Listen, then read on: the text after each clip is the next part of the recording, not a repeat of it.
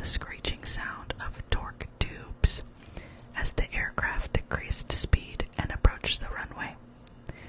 Oral indicators yelled the altitude in feet: 1,300, 1,200, 1,100, 1,000. At that moment, the aircraft swayed hard right.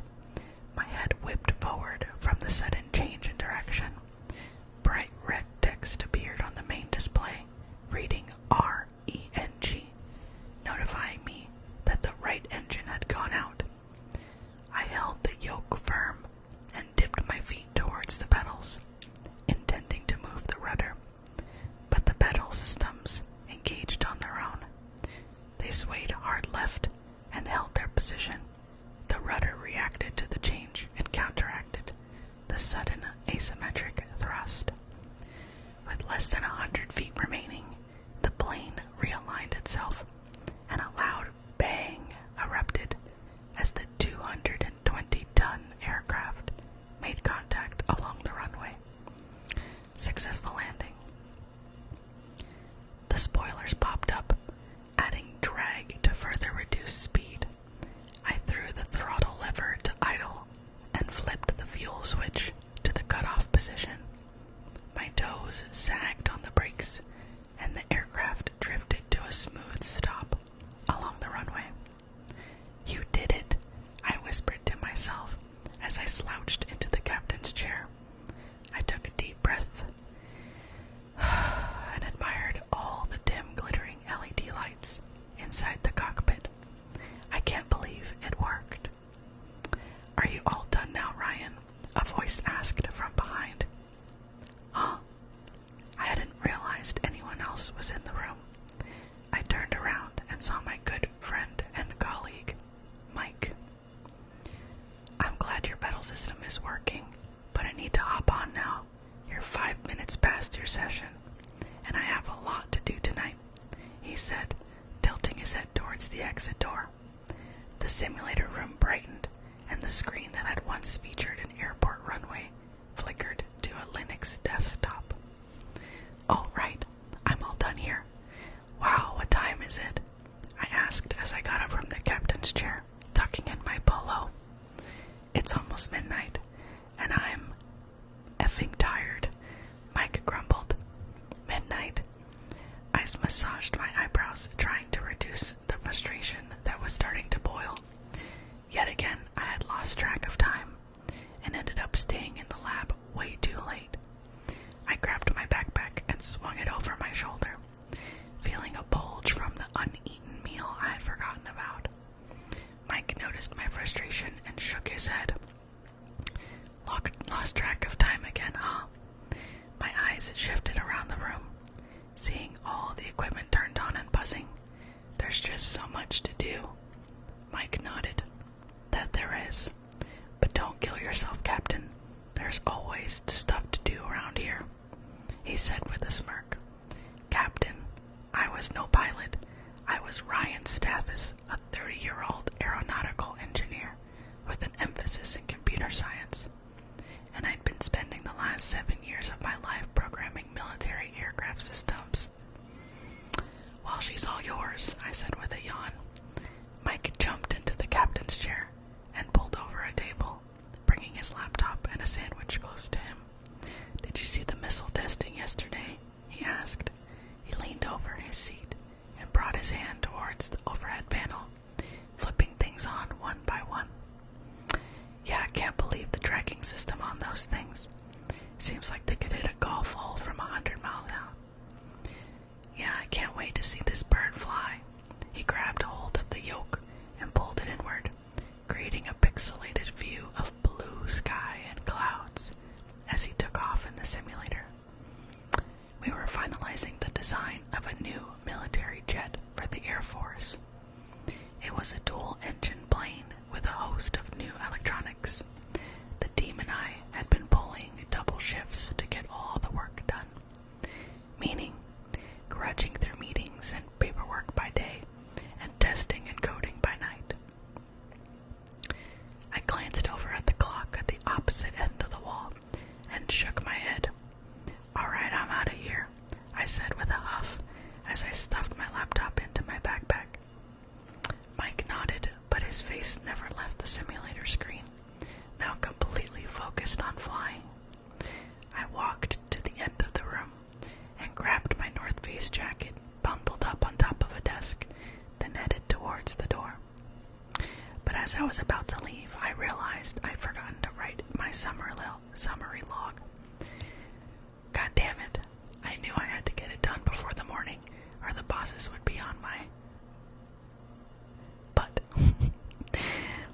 saved the company hundreds of times, and I get a pat on the shoulder, but I impact just one metric, and the world collapses. With a huff, I trudged back to the computer stations and sat down on one of the cold metal chairs. I rummaged through my backpack, pulled out my laptop, and spent the next 30 minutes typing my report. Wrapping up, my phone buzzed. Laura, the screen read. My wife. I unlocked the phone, and I read the new message. Hey, I just woke up, Laura's text said. Are you still at work? Hey, yeah. My lab session went over. I'm coming home now, I replied. She responded with a smile and sleeping face emoji. I smiled. We were 1 year married and thinking about having kids. Her family was pressuring us, of course, but we wanted to anyway. We had a house, friends, job. I was a lucky guy. As I went to press the lock button on my phone, an image appeared on the screen 1 year ago from today. It was a picture of Laura and I from our trip to Mexico. We were at the beach and had just finished playing volleyball. My brown hair was full of sand from falling so much. My wife's dark brown hair was perfectly clean. I noticed how in good shape I'd looked back then. I was still doing good, but starting to lose it. Focusing too much on your work, Ryan. Time to fix that. I grabbed my stuff and headed out the door.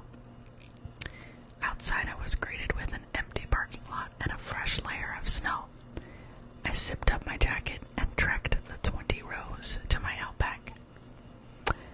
I was glad I'd brought the car, even though snow wasn't that much of a problem here in DC. The all-wheel drive was worthwhile with the random weather patterns. I popped the trunk, threw in my backpack, and grabbed the snow brush. As I cleared the windows, I gazed up at the glowing moon and spotted a bunch of birds overhead. Hundreds of them, it looked like, all in a row flying east. Weird, I thought, seeing this many birds so late at night.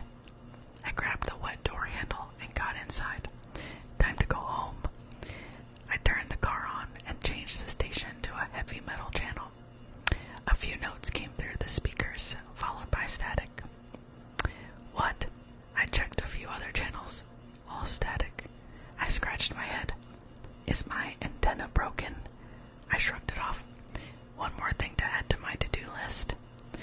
I settled into my seat and pulled out of the snow-covered parking lot. As I approached the gate, something flashed across the sky. Huh? I gently pressed on the brakes and looked up. What was that? A red ball of light had flown right over the car. I checked the time. 12:45 a.m. You're tired. Go home. I pressed the gas and drove for the exit. Up ahead, a big yellow LED sign read, "Winter is here. Drive slow." A moment later, the sign shut off, followed by all the streetlights down the road. Whoa. I turned around in my seat. Everything was pitch black. That's strange. The company had their own generators that would power on in the event of an outage. That provided electricity to the entire building and its surrounding streetlights. I waited for the power to come back on, but it never did. I turned the car around and headed back towards the office, expecting to see the lights come to life. Instead, I saw something else. A bunch of flickering around the corner. What was that? They were too bright to be streetlights, and they were flashing in this odd pattern. I stopped the car, stepped outside, and moved between some trees to get a better view. There, my heart stopped. Right next to the building was a red, circular structure, and it was hovering in the air. Oh my gosh, that was so good. Okay, so that was chapter 1 of Dark Matter Empire. I'm going to be reading the rest over the weekend, and then on next Friday, I'll give you guys a review of